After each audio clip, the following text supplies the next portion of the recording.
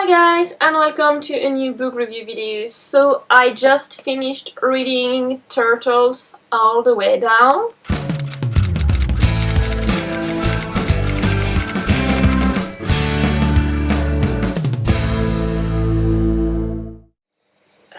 I don't really know what I think about this book. So one thing is this book is like I always thought that John Green's first book, Looking for Alaska, was the best, and then the level sort of decreased for me. But now he's increasing again. Like, this book is pretty good.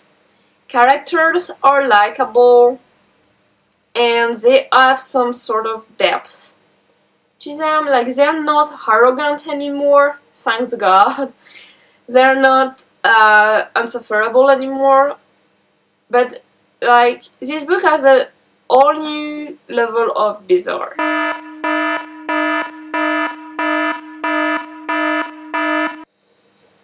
So basically, I think that's the only book I've ever read with that much of input inside a character's mind.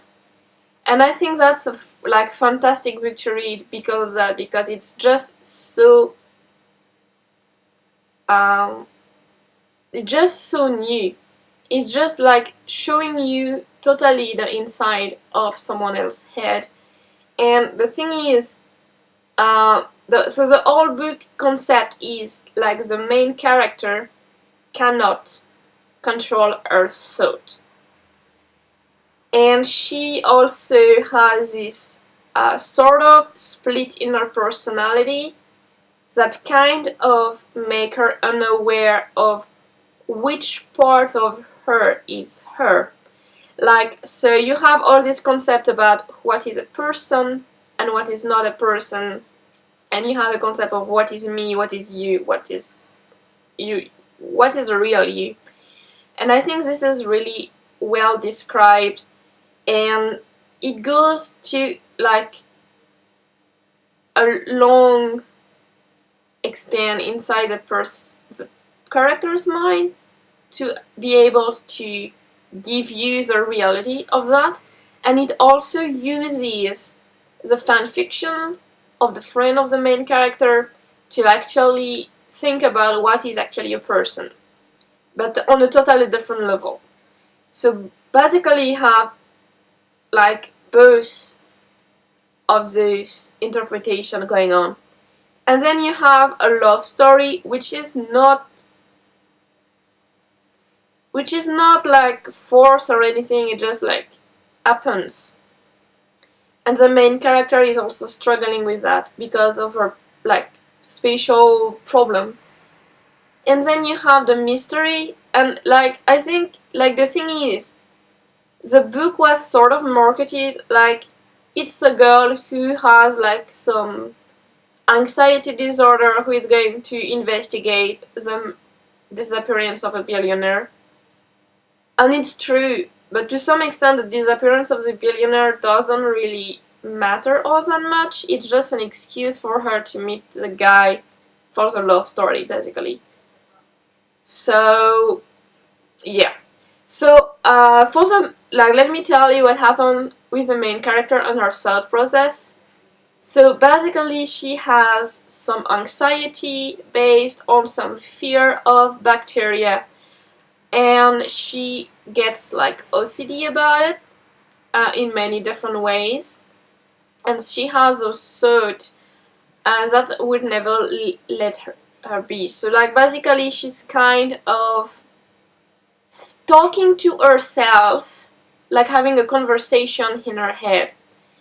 And I can totally relate to that because I would have those conversations in my head, not about a fear or a phobia or anything, but I like some time ago I would if I had a conversation with someone and it didn't go actually the way I wanted, or I thought I didn't say everything I wanted, which most of the time I did because I don't speak much. I'm a bit like the main character, I don't speak that much, except in front of the camera, of course, obviously.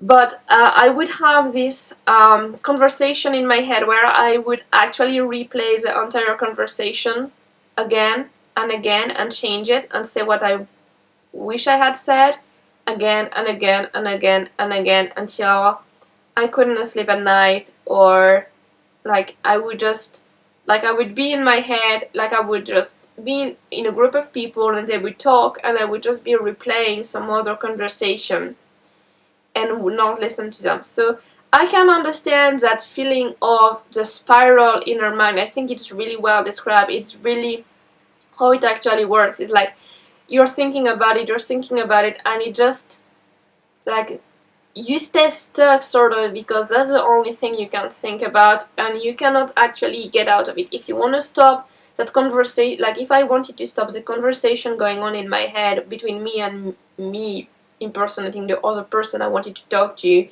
and I would like play it until the end of the conversation, and then I would start again at the beginning and play it down again. And I think that sort of thinking is what the character went through too, except on the top of that she has another analyzing of like who is the real her. And because she kind of calculates that she has bacteria inside of her, so basically she's afraid of bacteria, she's afraid of being sick, she's afraid of dying of a special disease caused by bacteria, and she just keep on thinking about that. So all the things are going to be around her happening, and all you're going to see is like she's like looking at the people kind of from above, and in her head you have this thought going on, this thought process. And so she actually sort of calculate, like get a number, oh, I have that many bacteria inside of me, so are the bacteria controlling me? And since my gut bacteria are talking to my brain, is the gut bacteria actually controlling my brain? And she's got like all, and she find it disgusting. And I mean, like, if you think constantly about what's inside of your body, it looks sort of gross. And I can totally understand that feeling, but she has it on a constant basis. And in the book, when you read the book, if you really pay attention, you are basically having that sort of surge. Like, I was eating when I started reading, and I had to stop reading because I was like, oh my god, I feel so grossed out now. It's just like the characters are like becoming yours, and you're like, oh my god, yeah, she like all those bacteria. And she kissed the guy, and like she's thinking about the exchange of bacteria, and I'm like, oh my god, like like the bacteria of the guy are being inside her, and everything, like, since they are changing her bacteria, is that make her a part of him or him a part of her, or which is the real her. And she has all the stuff, and she also isn't taking her pills because she's like, if the pills are changing me, like, I think it's a reason why a lot of people are against pills. Like, if this is a real you and you take a pill to get to change, to be different, what is a real you anymore? So she doesn't take her pill because, like, not in a constant basis, because she thinks that if she actually change who she is not going to be her anymore. But she still doesn't know who is her because she has all the shortcomings that aren't, she can't actually choose. And it's kind of strange in a way, because, like, for me what did it was, like, I watched this video and the girl explained that because you're having a thought in your mind field, you don't have to follow it. And like in this book, the character, she's actually following every thought. So she's going to argue with the thought, which is going to bring more and more thought. And that's what I used to do. And then instead of looking at, like, when I had a thought, I just thought it was just there. But instead, no, I just kind of sort of separate. So it's like there is me, like in the image there is me and there is a field, like the grass field with the cows. And basically instead of cows you have the sod. And they are just passing by, and I can just grab whichever I want. It's like choosing my sod. Like multiple sod here, today I'm gonna think about that. And like also preparing what I'm allowed to think in the morning. Like the night before I decide, okay, tomorrow I'm going to be thinking about making the videos, um, writing chapter XYZ of my novel, sending this and that message, like email, and like I have like pre-calculated thought about what I'm supposed to think. It's like basically a planning of thought. I am not authorized to think about grocery today because it's not in the planning. I'm gonna probably think about grocery tomorrow, but today no. I just forget grocery even exists. So that kind of thing. And this character, she doesn't have that separation. And like until I had this separation, until I actually give me permission to have like a limited amount of thought, my thought would be all over the place and totally in control. Imagine like you have like hundreds of thoughts every minute, and if you have to follow every single one of them, you're in deep trouble. Like it's like never ever ending. And this character, it's not even that. It's like she has a cyclic mind. It means she always goes back to the same thought, and she's going to go back to think over and over the same thing in the same way, and that's why she got stuck. Instead of being stuck with like millions of thoughts like I was, she's just stuck with a few thoughts about the bacteria. And that's what makes her go nuts, sort of. And because the thoughts actually don't process properly, because she has her normal routine, and I think that's very important. She has her normal spiral. She would just open the callus on her finger, like clean it, change the headband, and she's going to be okay. It's like she has this little thing she does to make everything okay, and then when she does that, it sort of calms the thought in her head so she can think about something else. But the problem is like when she gets extra bacteria or extra scary things that trigger what actually make her scream. Like when there is an exchange of bacteria with a guy, or when she got in the river and it's dirty, or like when she's in the hospital, all those kind of extra threat to the identity of that fear kind of make her take like more drastic measures.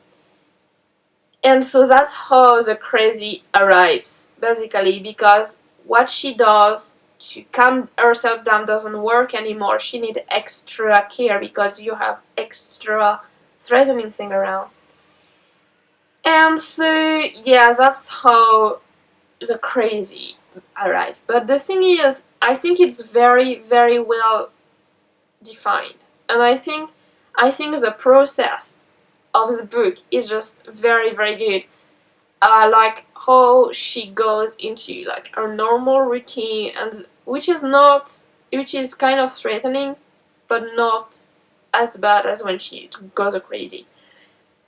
So she has her normal routine, and then she has this huge trigger coming up, and she's getting worse and worse until she's super worse, and people actually notice, and she is sort of forced to get better.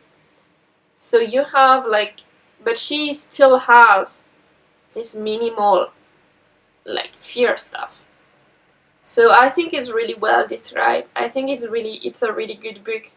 I don't know in my classification of what is the best John Green books where this one goes. I think maybe it goes between the Abundance of Catherine. Oh, I think it's like kind of equivalent to the Abundance of Catherine. So it would be like the second best book of John Green, just after Looking for Alaska. The only thing that doesn't make it the best book is like nothing actually happens out of the thought process of that character. Like the rest of the story is really minimum, and like yeah, I guess that like except for the way her thought process and how she move, of the character evolves, there is nothing around. It's like an entire evolution inside of her head. And yeah, that's what actually. Yeah, that's what I think. But that's what, like, if there had been some sort of more intended research of the billionaire, for example, because it was kind of like a mystery, and of course, the mystery gotta be solved. But if it was done more deliberately, it might have been a better book. Because it wouldn't have been only inside her head, he would have been more about a fight. Because one of the things that goes is like she is inside her head arguing with that other voice, and somehow that other voice always wins. Like the voice of reason is actually strong at the beginning, and then it weakens and weakens until she actually does what she's supposed to do to make herself feel better. Even so, it doesn't make any sense and might even kill her. So, yeah. And I don't like her best friend, and I think her best friend is a bitch. If it like, I would have dropped that girl. Like the moment if I had read that girl story, the moment I realized like the Ayala thing, I would have just dropped the girl. Like definitely 100%. I would have been like, okay, is that what you think about me? That I'm useless and stuff? Get out of my life. Like seriously, because I mean, a lot of thing goes that she has a lot of low self-esteem. Like very much. Like she's always apologizing. She knows she's not well and that she's probably difficult to deal with. So she always apologizes. She always feels down about herself. She kind of hates herself because she can't even find which part of her is her, but because she's so stuck inside her head. And to have this other character, like, but still at the same time, like, I mean, Haza is the one who drives her friends everywhere, drive her to work, drive her back home to take care of her sister. Haza is always there for that friend. Like, the money, she share half of the money, she, like, get her the boyfriend, she just does so many things for that girl. That girl is kind of like 100% taking advantage of Asa all along. And she dares to complain that Asa is not a good friend. And I'm like, really? She dares to complain that Asa is self-centered when she actually isn't. I mean, because you are not asking questions about someone's life doesn't mean you're self-centered or you don't care. I mean, she just take her everywhere, does so many things for her that are unrecognized. And it's like the way Daisy wants to be loved is not what Asa is giving her, so she doesn't see what Asa actually does. And I think it's just so sad because it kind of helps Asa like reinforce how bad she is. So I think Daisy is a terrible, terrible friend, and I would like if I was Asa, I would have just say goodbye. You know, like I would probably have argued, but after the hospital thing, I would have said like, get out. Like, I mean, get out. And the thing is, no, Asa is not like that. Asa is gonna like, Asa has so low self-esteem that she actually probably don't think anyone else want to be a friend. And so she's going to be like constantly with Daisy still. And I'm like, oh crap. Like, this is not good for you, girl, like at any level. I mean, of course she apologized, and of course she tries to understand better afterwards, but how much is she going to change? How much is that going to matter? How much is her jealousy going to be, how long is her jealousy going to be tamed?